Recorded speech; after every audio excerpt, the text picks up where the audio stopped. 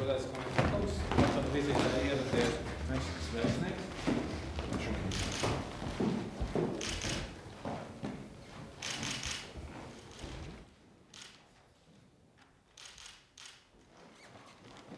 Labdien! Man šodien liels gods pārstāvēt parlamentu un pavadīt jūs no ļoti atbildīga amata, kur skāra mūsu republiku.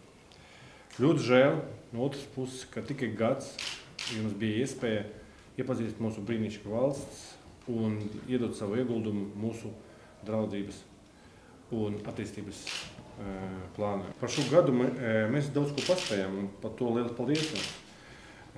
Mēs, kā solījām jums, nodibinājām grupu, kuri apņēmās aktīvi strādāt ar jūsu parlamentu. Otrais ir parakstīts līgums, un cerēsim, ka tuvākā laikā šis līgums sāks strādāt un mēs izbaudīsim viņu rezultātus.